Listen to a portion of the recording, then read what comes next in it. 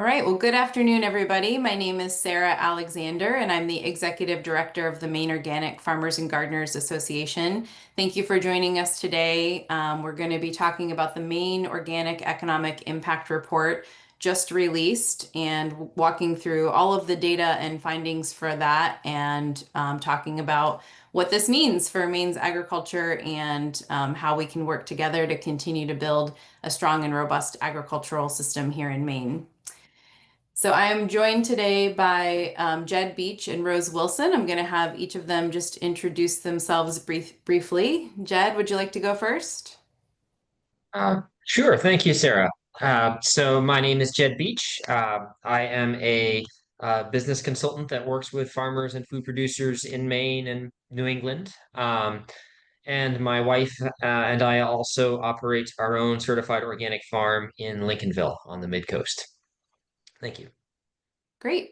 Rose? Hi, everybody. My name is Rose Wilson. I live in Vermont and I do business planning and market development with farms and value-added food producers.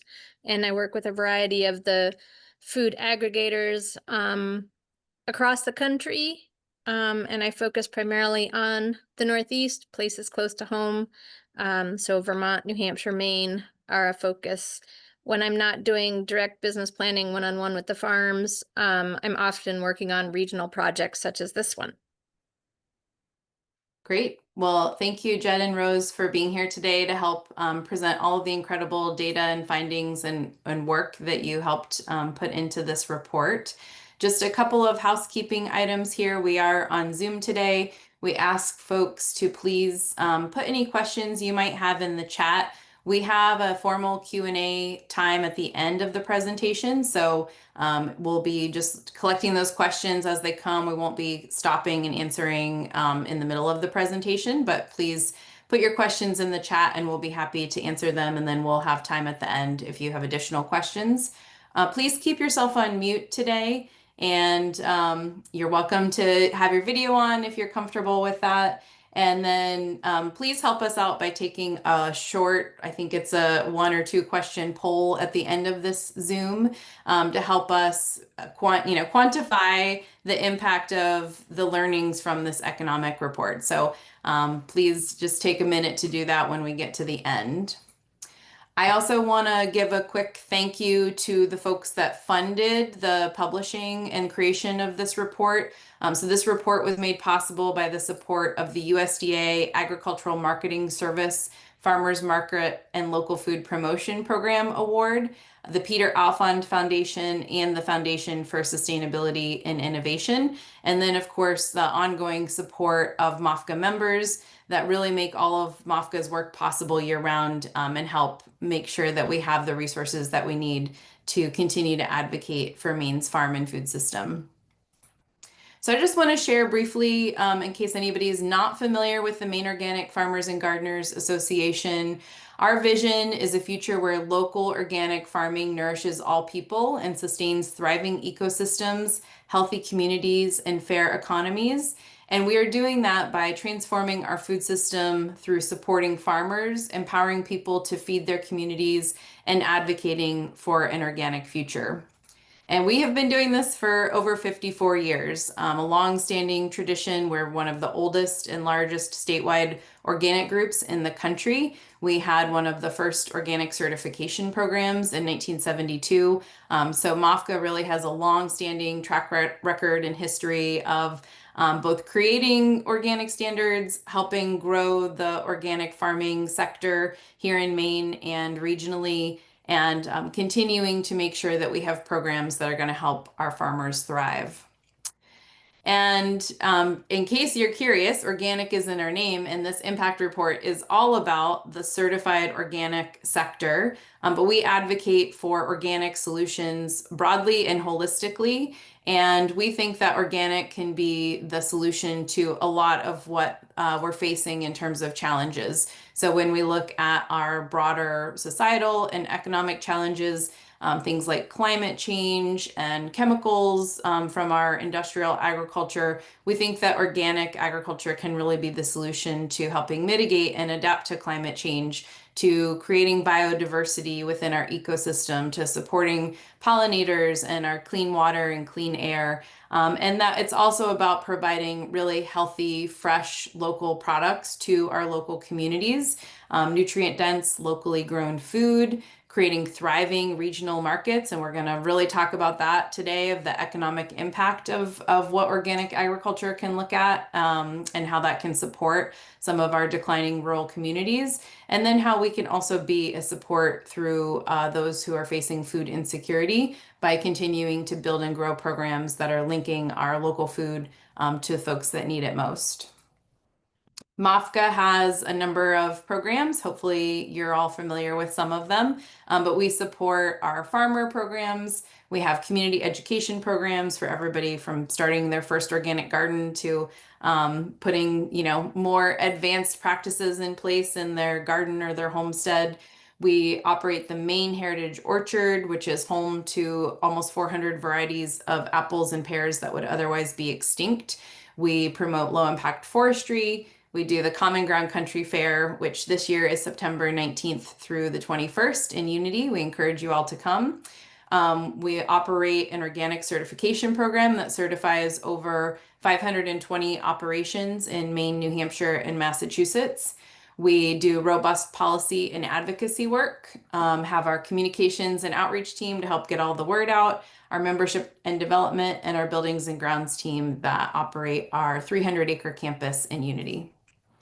And I wanted to just share a little bit more about farmer programs, because a lot of what we talk about in the report talks about some of the solutions that are needed to continue providing supports to farmers to increase farm viability. And we have a spectrum of services that MOFGA is already providing and expanding for all farmers in Maine. And that starts with folks who are just getting interested in beginning farming, apprenticing, doing the Farm Beginnings and the Journey Person program as they start to establish commercial businesses, and then programs all the way up through more advanced farming and succession planning as folks are thinking about transitioning out of farming. So we're really honored and grateful that through all of the support that we have from the philanthropic community and our supporters, we can provide this broad spectrum of services that we know, we need to continue to increase to make sure that farm viability will remain moving forward. Now, as we start to get into the report, we're going to hear a lot of the specifics of what are some of these, challenges that they're showing up in the data. But I really just wanted to set the framework and the context for everybody, and remind us really what we have been facing over the last 5 years. And some of these headwinds have been in place even before the last 5 years. But our farms and our communities have really been dealing with the poly crisis over the last 5 years. So we've had the compounding effects of COVID, which has had market impacts and fluctuations, climate change, the labor and cost of production that have kind of come out of the COVID crisis. We've had a crisis in the dairy industry in 2021. Horizon canceled all of the contracts in the Northeast with 89 farms. And farms, have really shifted to adapt to a changing landscape in the organic dairy marketplace. We have a need for increased processing infrastructure within Maine's food system, and that has been something that we've been working on for a number of years. We've seen needs for support for farms at all levels, all scale of farming within Maine, and really regionally. A lot of what we're facing in Maine, some of it is unique to Maine, but I think we also see this really throughout the Northeast region. And then most recently, we've been dealing with the federal funding turmoil. And in case anybody is not familiar with what has been happening over the last 6 months, farmers have really had a lot of increased uncertainty due to the federal funding turmoil, which has looked like farmer payment freezes, canceled programs, application freezes, USDA staffing cuts that have really eliminated a number of USDA staff supports within the state. the uncertainty of tariffs on all of the inputs that farms need, and then farm service provider program freezes and cuts. So it's been a pretty rocky 6 months for many farms trying to navigate some of these programs. So the economic impact report that we're releasing today is really building off of some work that MOFGA started way back in 2010, and Jed was part of that effort as well. And in 2010, MOFGA at that time was really trying to look at, okay, we've had 2 decades of growth within the organic sector. The 2007 agricultural census data had just come out, and I think we were really trying to look at how do we quantify what the impact is of organic specifically? There are plenty of numbers out there about the impact of agriculture within our state, but what is the impact of organic specifically? And how do we look at what farms are selling? So what is the revenue that is coming to farms, but what is the overall impact of that within our economy? Where is that money going? We know that organic farms do have an outsized impact in their local communities, and that when we spend with our local farms, more of that money stays locally. So we've had several agricultural census data reports come out since 2007. And the 2002 data was the most recent to come out. And so we wanted to look at what has happened, since that 2007 census data. And the story is mixed, as we're going to see. We've had, incredible growth in the organic sector, but over the last number of years, the last 5 years of the agricultural census data, we also start to see significant declines in some sectors. And the high level of that, and we're going to dive into all of the specifics of this, is that organic product sales in Maine grew 110% over this time period, looking at from our first economic impact report to the one that we're just releasing currently. And that the product sales are almost $50 million recorded. It's 110% growth. But what we see is that there was a peak in 2017, and that's been followed by a decline in sales across Maine certified organic farms.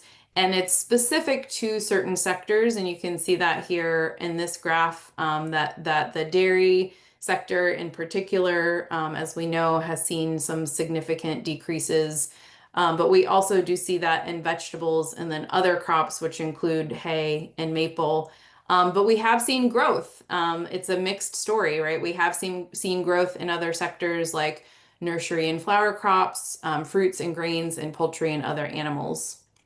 And the overall economic impact of Maine's organic agriculture increased from 65 million in 2007 to 74 million in 2022, adjusted for inflation. So we've seen a 14% increase overall. And as we said, we do know that the dollars that are received by Maine farms, most of that money is going back into our communities. And we can see that right here. It's going to replace equipment. It's going for input expenses. 16% of it is going for labor that is right here in our communities and on our farms.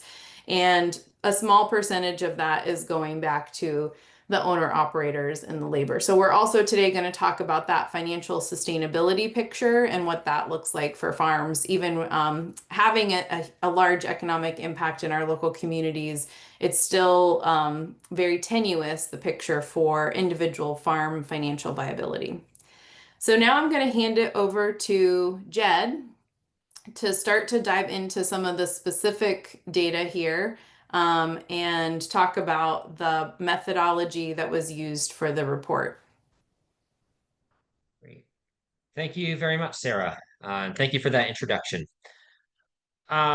So the major reason that we put together this report is to track the trends and changes in organic agriculture in Maine, specifically focusing on the economic impact of organic agriculture in Maine. And also to examine the goals and challenges and financial sustainability of Maine's organic farmers. So, we were interested in not just kind of looking at the snapshot of, well, what does 2022 look like in terms of the impact of organic agriculture, but also the trend, right? What's changed from 2007 to 2022, and what kind of story do we see in those changes?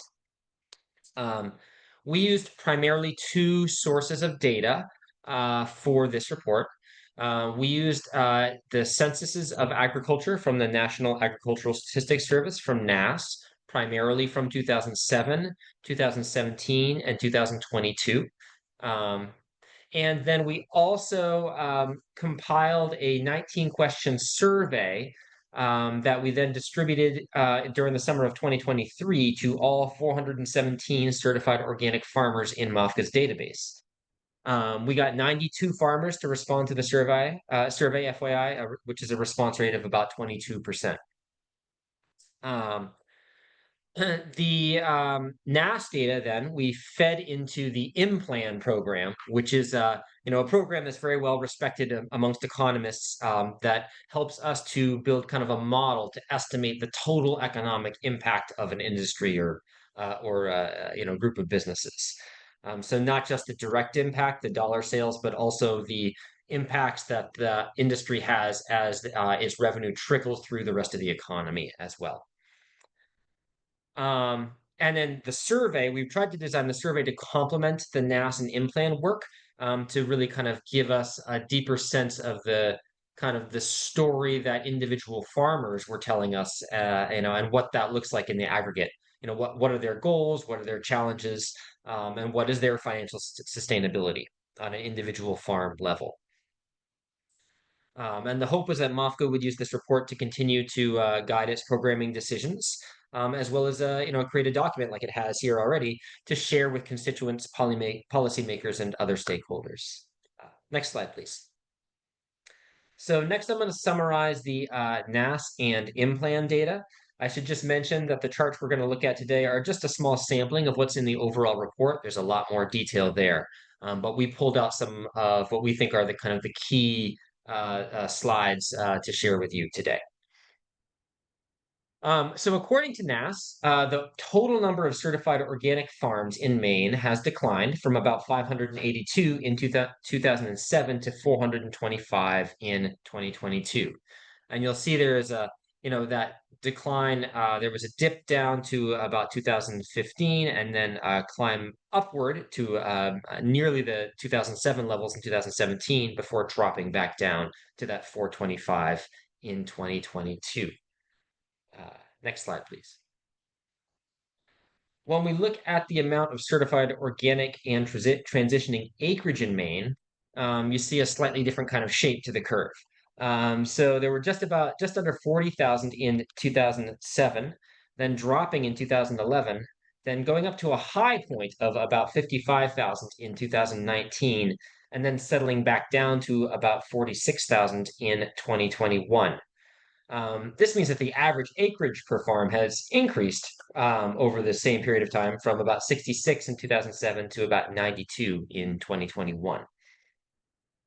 Next slide, please. When we look at the chart that shows the total dollar sales of Maine organic products from 2007 to 2022, we're starting to see kind of a similar curve to that acreage chart, right? You see kind of a rise and a peak in 2017, followed by a decline from 2017 to 2022. So in this case, the total sales of organic products in 2007 were 23 million. They increased steadily to a high point of about 60 million in 2017 before dropping to about 49 million in 2022. These numbers, by the way, I should clarify, are not adjusted for inflation. These are real dollar numbers that we're looking at in this chart. Next slide, please. So we also did some comparisons in this report of looking at, well, how have things trended with Maine's organic farmers compared to Maine's non-organic farming community, and also in some cases overall. But in this chart, we're comparing the sales of Maine organic farms versus non-organic farms in 2007, 2017, and 2022. So those bars over on the right show the organic sales. And that's that, that mimics that line graph that we were just looking at. You see the 2007 numbers in blue, up to the high point in orange, and then dropping down in green in 2022. The non-organic sales tell a slightly different story. So you can see a slight rise from 2007 to 2017, not nearly as high as the organic sales. But then from 2017 to 2022, non-organic sales in Maine rose as opposed to the organic sales, which dropped. So a kind of a difference in trend there. We also did the same analysis. We don't have the chart here, but we did the same analysis for comparing organic sales in the Northeast overall compared to organic sales in Maine.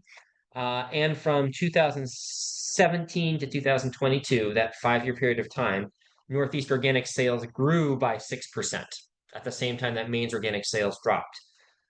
So this shows that the Maine's negative organic trend from 2017 to 2022 is an outlier in an otherwise growing organic and conventional agricultural economy from that period of time. Next slide, please. One possible explanation for the decline in sales acreage and farms since 2017 is that they're the result of declining organic dairy sales, which, that's a well-known, and very unfortunate kind of trend that we've seen. However, when we look at the sales by farm type from 2017 to 2022, the downward trend is pretty evenly spread across the 3 largest categories. So we see the drop in sales for dairy, also for vegetables, and also for other crops, which I think Sarah mentioned. That includes hay and maple syrup. On the other hand, we do see growth in some other organic sectors, the biggest one being in nursery and flowers, as well as fruits. And then in the other category here, which is an amalgamation on this chart, which includes grain, poultry, and others, organic livestock. Next slide, please. So we also looked at the sales on organic farms by gross income bracket. And in this chart, is interesting. It shows that the sales brackets of less than $1 million to $500,000 and $250,000 to $500,000 declined, as did all the other sales of organic farms that were lower in gross revenue than that. However, farms that grossed more than 1 million or more annually saw an increase in their organic product sales from 2017 through 2022. Next slide, please. So we did also look at the number of organic farm operators by age bracket, comparing 2017 to 2022. And we saw that you can see the blue graph is 2017 and the orange is 2022.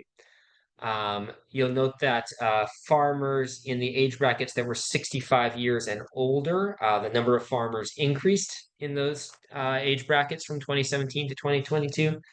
However, the number of organic farm operators aged 25 to 34 and 55 to 64 declined sharply. So you can see, one of the stories that this graph tells is that Maine's organic farming population is aging, and it's not being replaced as quickly as it's aging by farmers that are younger. Next slide, please. We also, for comparison, did a similar kind of comparison chart for Maine farm operators overall. So what we're looking at here is both organic and non-organic farms from in 2017 and 2022. And it tells a story that is slightly similar, but there are some key differences. So for instance, there's an increase in the number of farmers that were aged 65 years and older in this, in the overall population as well. A decline in the 55 to 64 bracket. But one thing that we noticed was that the decline in farmers aged 25 to 34 was very slight for Maine's overall farming sector compared to a very steep drop for the organic only. And unlike the organic sector, Maine overall gained farmers under 25 and also those age 35 to 44.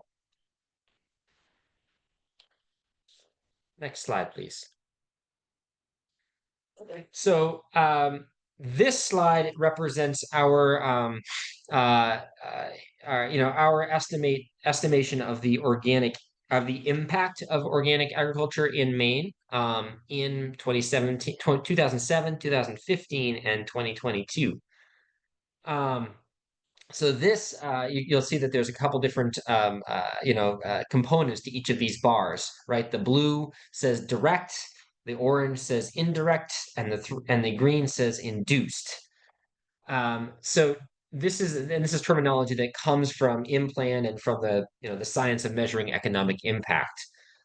Direct impact, IMPLAN, our economists define as the initial effects to a local industry or industries. So it's usually analogous to the total gross sales of an industry. Indirect impact, it measures the effects stemming from business to business purchases in the supply chain taking place. So to use kind of an analogy, right? The direct impact on a dairy farm would be the gross sales of that dairy farm. The orange would be the amount of money that dairy farm spends on hay and grain and other inputs that are purchased locally. The induced impact measures the amount of effects in the region stemming from household spending of income. So that would be the employees and owners on the dairy farm taking their wages home and then buying things at their local stores. And so, you can see that taken together, the IMPLAN estimates that the economic impact of Maine organic agriculture in 2007 was $65 million total. And this is all adjusted for inflation to 2023 dollars. So we are comparing at the same rate here in this chart. So $65 million in 2007. Climbing up to $85 million in 2015, and then dropping to $74 million in 2022. So this chart, again, showing that similar kind of rise and then drop curve that we saw when we were looking at the sales and acreage and some of the other charts earlier. Next slide, please. So next, I'll talk a little bit about some of the key findings from the Organic Farmer Goals survey that we distributed. One of the first things that we asked in the survey was how important these your personal owner and operator goals were to your farm over the next 5 years. So this shows kind of what the farmers that responded were prioritizing in terms of directions they want to take their farm business. Overall, most respondents were interested in figuring out how to take a larger owner's draw. You can see that's that blue being that more than 20 of the respondents said it was a very important goal for them. They were also trying to take more time off from farming and to start or invest in a retirement plan. Relatively few of the respondents said that they had listed as important goals to retire and exit from farming or to pass on the farm to someone else. So our survey respondents certainly represent a group that wants to stay in farming, but wants to figure out how to pay themselves more, and also how to achieve a higher quality of life by taking more time off from farming. Next slide, please. So we also asked some questions about the barriers that people faced in achieving their goals. This is a similar format to the slide we were just looking at, where blue represents people saying this is a very big barrier, followed by the red being big and orange, yellow there being minor. And you can see here that climate change, right, was the biggest barrier that respondents cited. Secondarily to that were affordability and availability of labor, right? Another big challenge. And then, looking down the way, affordability of production and inputs and materials. If you add the big and very big together, that's a pretty big one, as well as production capacity.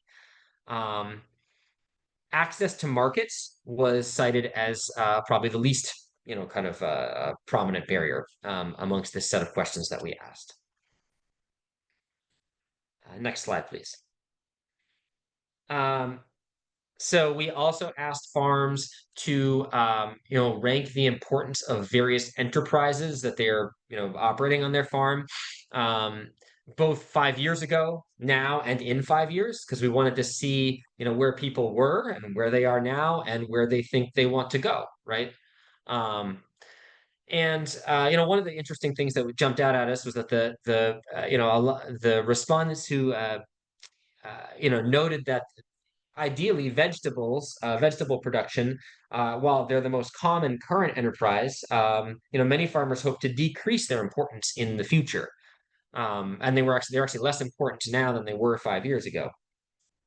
On the other hand, many farmers want to increase the importance of fruits, herbs, and flowers to their farms in the future, as well as to a certain degree some seedling and nursery, while other enterprises will remain mostly steady if people achieve their achieve their goals. Next slide, please. We also asked a similar set of questions about market channel. Asking people to rate each market channel, in terms of importance to their farm, then, now, and in 5 years. What we saw was that farmers markets are the most important current channel, but farmers hope to decrease their importance in the future. On the other hand, the biggest change was in on-farm direct-to-consumer sales, which respondents hoped would become the most important channel in the future. You can see that kind of sharp upward curve for on-farm sales. Direct wholesale to restaurants and other farms will also grow in importance. Direct sales to stores and operating a CSA will remain steady, while wholesale to processors and distributors will decrease in importance. Next slide, please. All right, so now I'm going to hand off the mic to my colleague Rose to talk about the financial sustainability findings in our report. Hi, everybody. I guess we can start with the next slide. And this was a slide that Sarah presented at the beginning. And so we're going to talk about it a wee bit, but where is, and Jed talked about it a bit from the in-plan side of things, but where's the money that the farmers are making going? And so when we look at it, we have crop and livestock inputs coming in at about 7%. So of every dollar that they're bringing in, about 7% of that dollar is going towards crop and livestock inputs, which that goes towards feed, fertilizer, and then we have labor, which labor is interesting because labor in part comprises profit if we have farms that are doing owner's draw. So the paid labor was coming in at about 26%. The profit, which is what farms are using if they're paying themselves, and their loans, and reinvesting in the business, their capital purchases, is that's comprising about 30% of every dollar spent. And then machine and building expenses is coming in about 22%. So we just wanted to kind of give a snapshot of where their money is going. We can go to the next slide, please. And so the average per farm revenue per expenses, one of the things that we wanted to highlight is that the sector has grown significantly. However, one of the things, again, we're talking right now about the sustainability of farming, and one of the challenges that farmers face, and perhaps this is, one of the reasons we see folks exiting, is because it's still hard to actually cover all of the costs to farm. And so what we're seeing is that on average, the farms are not making enough money to cover all of the expenses that they need, and the profit margin that's left over is not sufficient to cover all of the capital expenses and the owner's draw required to support the farms. So what we're seeing is that on average, the farms are bringing in about 154,000, and that the total cost to operate the business are running higher than that. Next slide, please. So then we started to look at, well, how is the sustainability of the farms divided by the dollar size of the farm? And what we discovered was that the farms that are running in the $36,000 to $100,000 range, actually, sorry, the $100,000 to $200,000 range are the farms that, no, it is the other way around. The farms that are in the $36,000 to $100,000 range are the farms that are profitable and generating higher than their expenses. But of course, when you look at a farm that's running in the $36,000 to $100,000 range, there's not enough money left over for owner's draw to actually meet an annual salary. And so what we're finding is that most of those farms are not actually able to farm full time if that is their desire. So the key thing is that every class other than that very specific $36,000 to $100,000 revenue sized farm operation is not financially viable at the moment. And therefore trying to farm full time is very difficult. Next slide, please. So then we tried to look at the viability from type of farm. And again, what we're finding is that overall, it's kind of across the board that there's not one particular sector that's not sustainable, that it's really quite difficult to cover your cost of operation, no matter what type of organic farming you're doing at the moment. Next slide, please. And I think we're going to pop it back to Jed to wrap up with conclusions.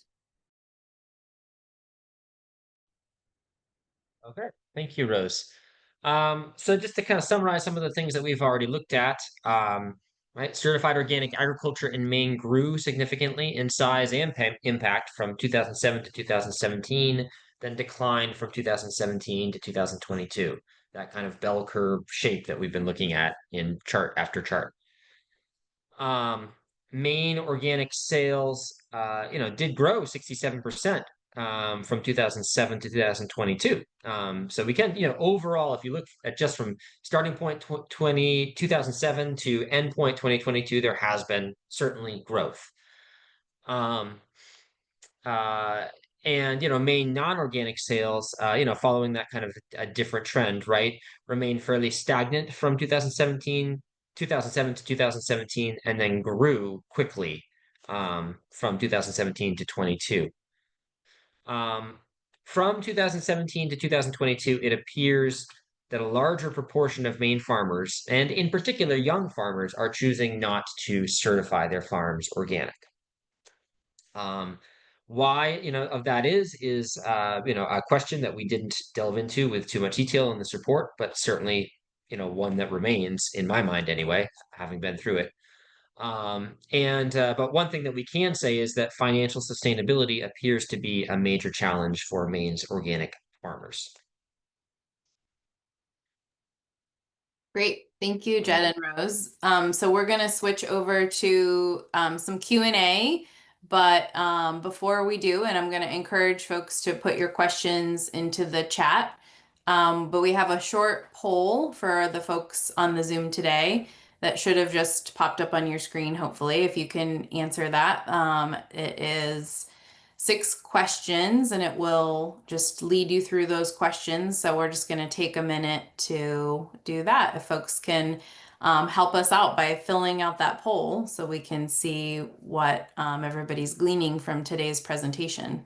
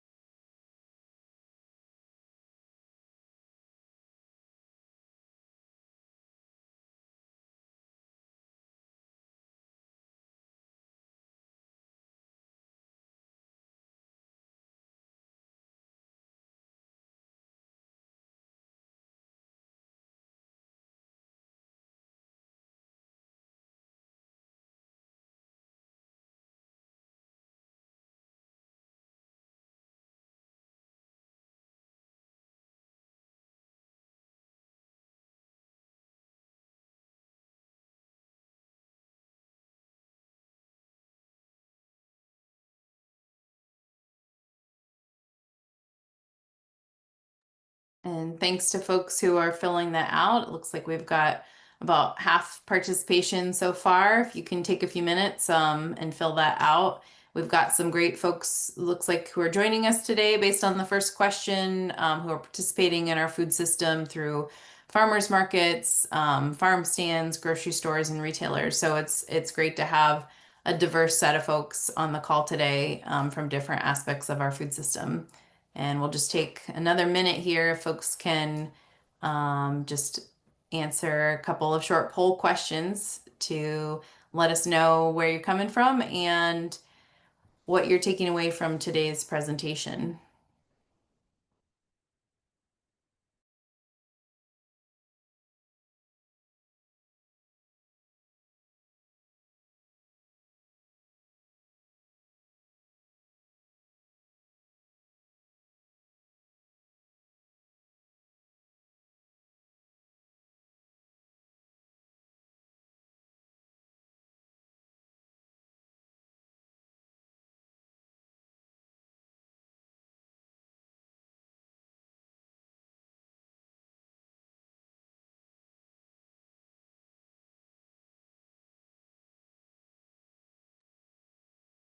All right. Well, we'll go ahead and close out the poll. It looks like some folks have gotten all the way through that.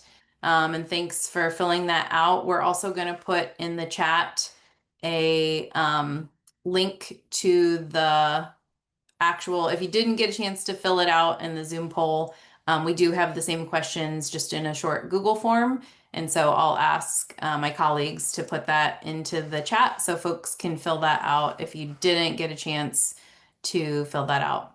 And we're going to switch over to some questions. I encourage folks who are with us today to put your questions in the chat, but I will start with a couple of my own and one that you kind of mentioned there at the end, Jed, and I know that this was mentioned in the 2010 report as well. And sort of just to name, right, the data specific to this is for certified organic farms, and that there are a number of farms who are using organic practices, but who may choose not to get certified organic for different reasons, maybe particular to their markets.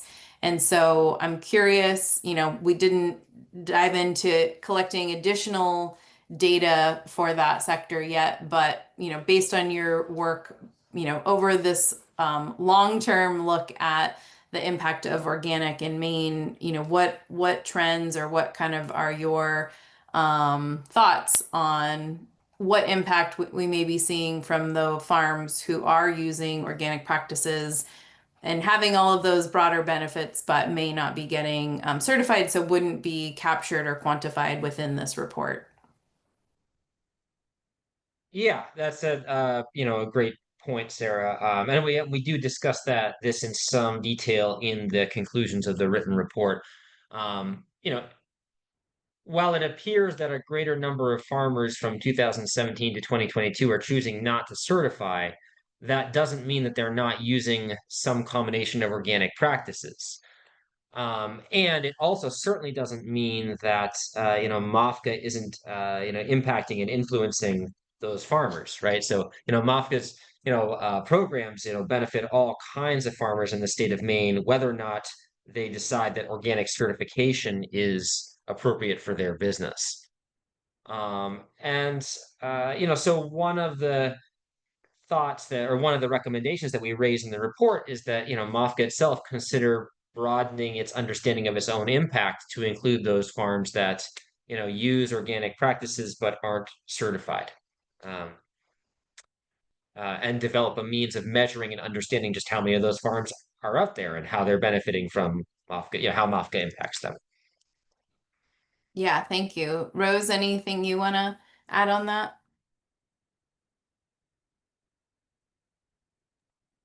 Yes, sorry about that. I think one of the things that we wanted to point out was that the in-plan data didn't take into account the farms that were in transition. And so it's important to recognize that our data was really specific to the farms who are already certified organic, and that there could potentially be more impact than we're seeing, not just from folks who are interested in practicing or farming organically that are not certifying, but also those that are already in transition. And we talked about that when we were working on the study, especially, for example, with the number of acres that were being certified organic, because it doesn't necessarily include those that are in transition. So it is definitely important, the way that we've seen the national trend in terms of what's happening organically, to recognize that people might be marketing their products and benefiting from organic services while not necessarily certifying themselves as organic as well. Yeah, thank you for sharing that. Another question I had, and this came up in a conversation, I was sharing this impact report with some State Department of Agriculture folks from around the country, and a gentleman from Iowa really was very surprised that the top concern that our growers have is around climate change. And I'm curious, on that slide, and maybe I can navigate back to it, that market access was the thing that folks were, oh, is it in here? Yeah. What barriers folks are facing in growing their businesses or for their businesses, and that if this is specific to kind of the Northeast, the gentleman from Iowa was suggesting that access to markets would really be the primary concern for their producers, which are much larger commodity producers overall. We have a different kind of production here in Maine. We have a lot of focus on specialty crops, as we've talked about, vegetables, fruits, dairy, livestock, some other things that might be a little unique to Maine or New England. But if you had any thoughts on if these barriers that people are facing are specific to Maine and New England, or if these are broader trends that you're seeing as well.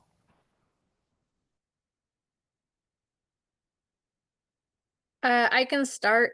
One of the reasons that climate change has in particular been really hitting our northeastern farms is the degree to which we're getting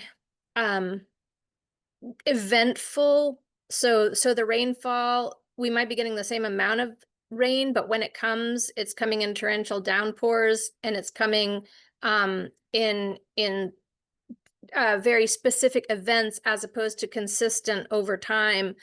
And we're starting to get, with the way that the temperature is rising, we're getting frost freezes unpredictably. So for example, last year we had a really big frost freeze that impacted a bunch of the fruit crops.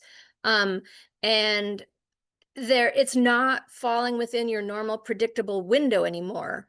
And the amount of just devastating impact when a big impact occurs are things that we can't reliably predict on anymore. And that's becoming very challenging. And if you looked at Jed's slide about what types of markets the farms want, our farms are looking more at direct to consumer. They're not so concerned about that wholesale and access to markets. They're trying to create their markets themselves. So for them, our farms right now are really struggling to be able to make sure that they have the crop available to sell. And when we get to the point where we have all of the expense of the inputs, and then they have nothing available to sell, is becoming quite problematic.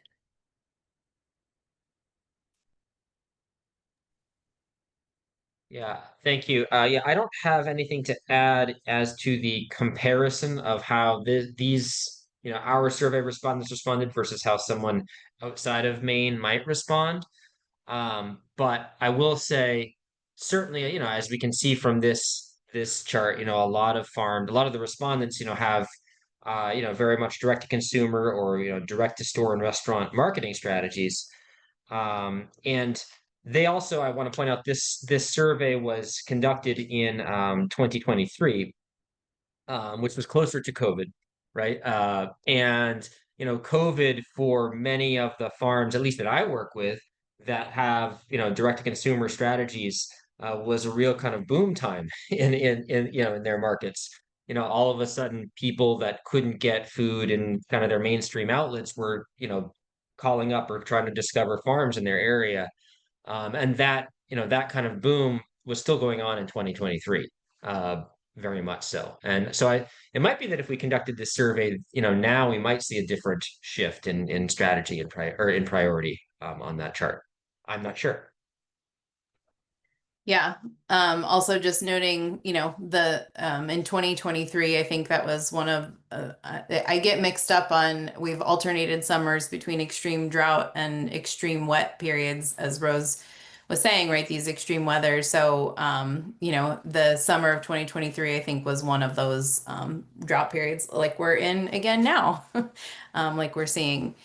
So a couple other questions and comments that have come in through the chat, and I think everybody can, who's on, can see them, but I will just call some of those out. So thank you, Raina, for your comments on that, hearing that regenerative farms or potentially diversified farms have too many different crops to certify potentially, that it would take a lot of time to certify all of those.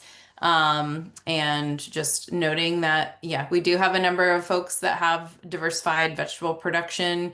I'll just add, as a MOFGA support service, we do help support anybody who would like to get certified, work through that process of creating their organic systems plan and going through a transition if they need it, but helping them get certified. But I know that sometimes the idea of going through the certification process can be a barrier to folks feeling like they might not have the time or the resources or the knowledge to get through that. So we do try to reduce those barriers to entry for accessing organic certification. And then Molly sharing that, being a small organic grower, it's very difficult to compete with conventional prices.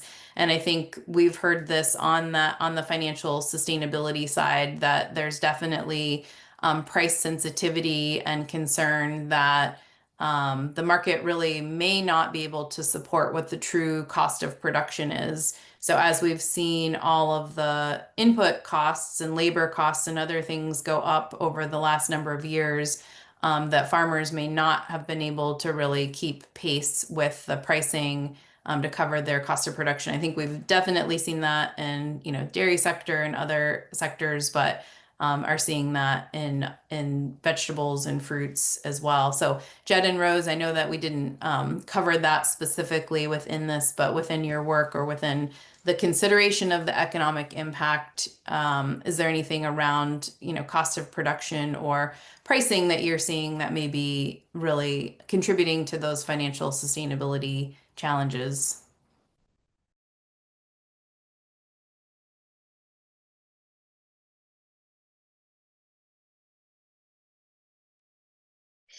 Um, yeah, so in general, our agricultural economy has in the Northeast specifically and in Maine, our farms are fairly small scale, unlike the farms in Iowa.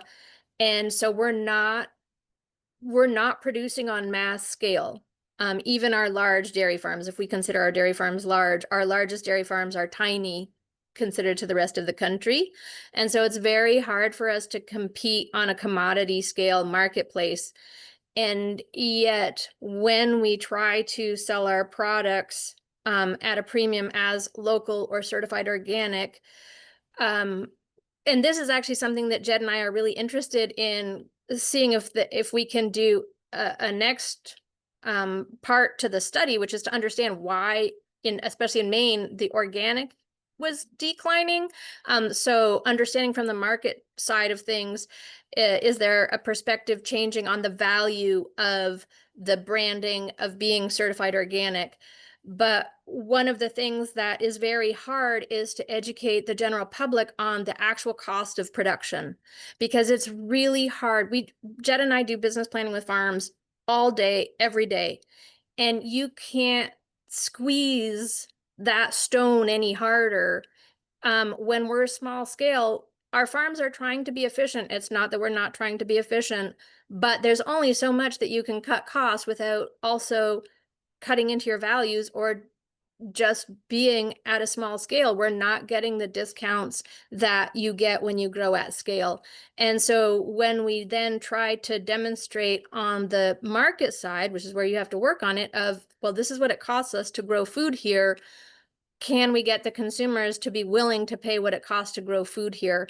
And that's the side where we have opportunity, and where organizations such as MOFGA can start to help, is really focusing on educating the public on, if you want to see agriculture in your area, this is our cost of production. Support our farms, buy local, buy certified organic.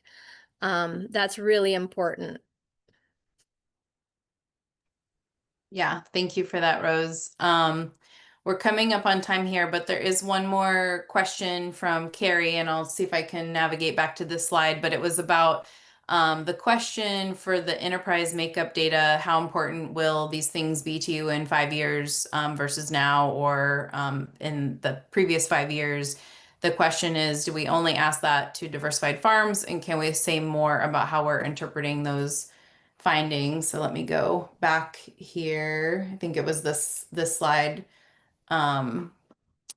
Jed, do you have a thought on that? Yeah, I mean, we asked this question of everyone that got sent this survey. So, all 417 organic farms in MOFGA's database.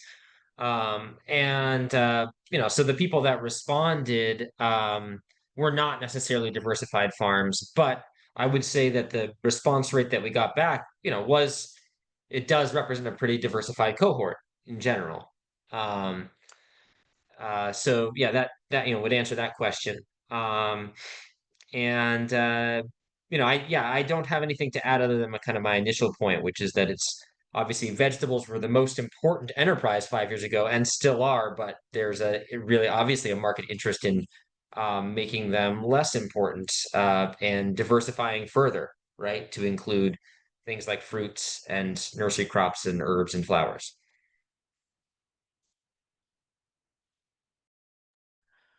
Well, we're wrapping up here, and we want to thank everybody who stayed on for the Q&A, and who thank you for your interest in this topic. You can always find more information on this and everything else we do at mofga.org. And Rose said it best, but we just encourage everybody to continue supporting our local organic farmers. We know it has a huge impact on our local economy, on our communities, on our ecosystem, and on our health. And we're going to continue advocating for supporting our farms and our regional food system here in New England and in Maine, and appreciate all of your support. Thank you, Jed and Rose, for all of your great work on this. And we'll look forward to continuing the discussion as we have more data that we can share out. So thank you both. Thanks for everybody joining us today, and we hope you have a great day.